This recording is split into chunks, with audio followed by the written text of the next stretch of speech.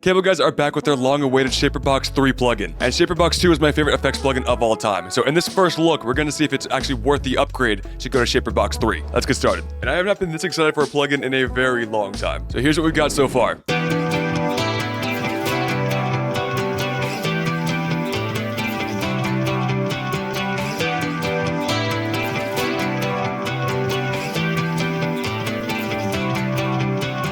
And now we're gonna go over to our melody bus over here and see what we can do with this brand new Shaperbox 3 plugin. And this is actually my first time opening up the plugin, alright? So I have not done anything here. This is a first look. I plan on doing a more in-depth review in the coming future. But for right now, I want to see and react to everything that's new to this plugin. Alright, so shapers and tools, okay? So tools is something different. I'm assuming that this line right here is separating the tools. Compressor is something new.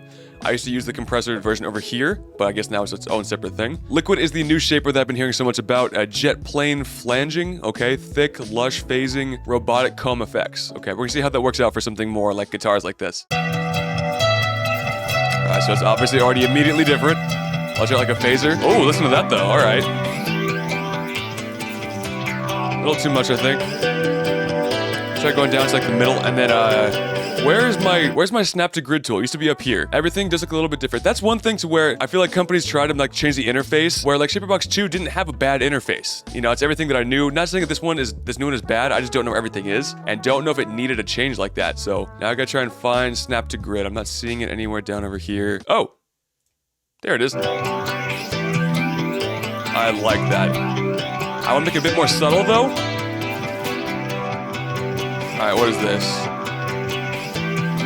I don't know what this does, actually. Center mid-length. Whoa.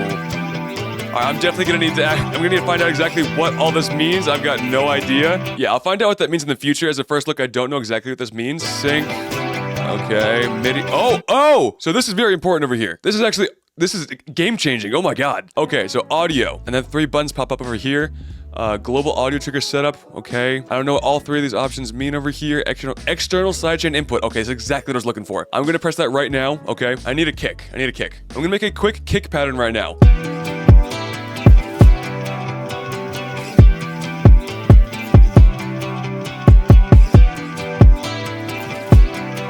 Okay. That's good. All right, it's fine. Okay, so what that means now is I can go over here and put this onto another mixer track to like 11 right there. Now I'm going to sidechain that kick over to my melody bus where the Shaperbox 3 is located. Go back to Shaperbox 3. And I did a video for Cableguys recently about the Kickstart 2 plugin where the biggest upgrade there was audio triggering. And so if I'm correct, it should be the same process. So going over here to the that button right there, hit processing, find the kick on number 11.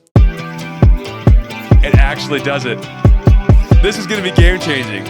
I'm serious. This is actually going to be something I use all the time. And the reason why, it might not be doing a whole lot here for the phaser and the LiquidShaper, but you can actually hear the retriggering start at the end over here. So instead of restarting at every bar, it's going to restart on every kick.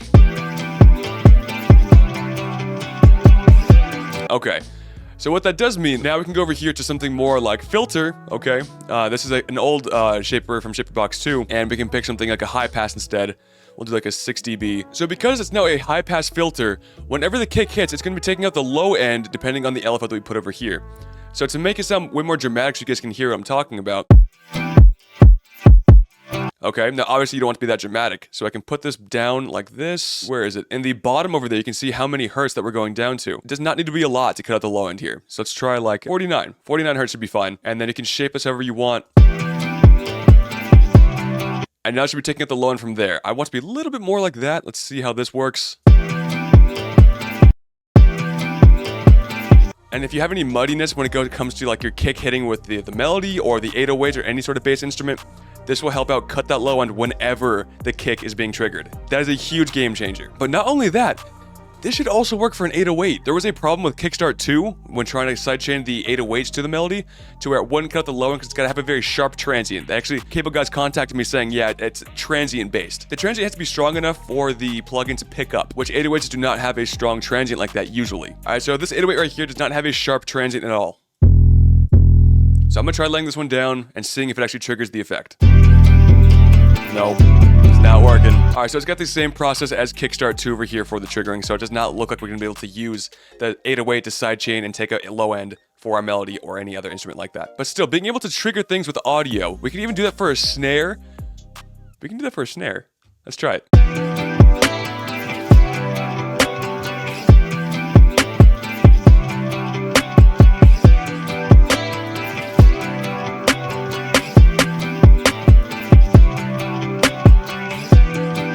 Okay, solid. So let's start putting that over to another mixer channel over here. We can get rid of the filter for now as well. I want to leave the liquid filter. That sounds pretty good. Let's go and get like Crush. Let's go and try that one out, okay? Put audio sync back on. So now on trigger, okay? I can put it back down to like this. That's very interesting. So this is not the only way to utilize this. I am just scratching the surface right now. Possibilities of triggering on certain audio cues are going to be so game-changing. I'm telling you. I just got a hold of this plugin right now. So just imagine what you can do with some more time and testing certain things and being experimental and creative. Finding things you can do to trigger on audio is going to be huge. And I am very excited about that. That's amazing that they included that here. And here are the presets from other people, okay? These are all different presets. You can see which shapers are being in effect right over here. And this is really incredible. Game Boy, let's try this one out, okay? So it looks like all it did was time shaper. Okay, let's see what this does. Why is that kind of hard? Okay, let's see what else. Let's go through some of the presets over here. Maybe on like some drums or like a different sort of instrument? Oh, a double. It sounds way more wide now.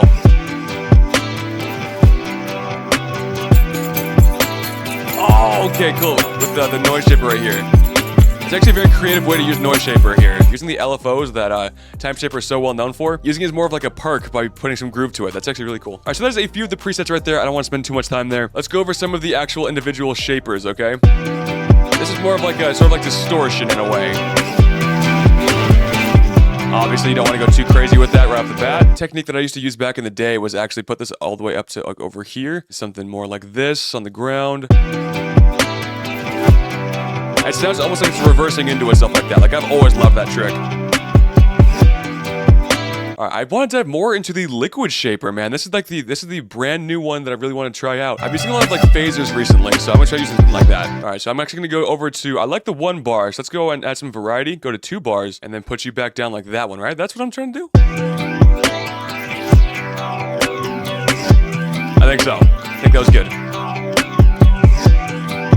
Again, if you don't like it to be too dramatic, especially on a guitar, blend it a little bit more with the mix over here. That sounds pretty good right there. All right, let's try to go back to the other type, which is the Ɂanger.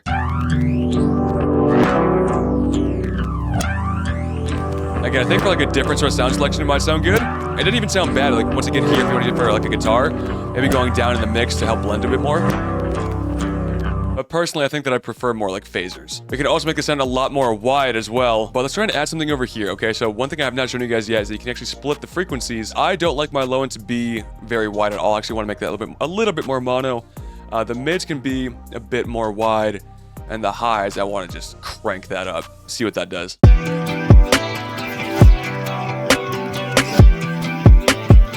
Definitely makes it a lot more wide. Sounds really good. All right, I'm curious about the compressor. I really want to know. I'm actually muting everything else too. I'm curious on what that could do. You can hear it get louder, right?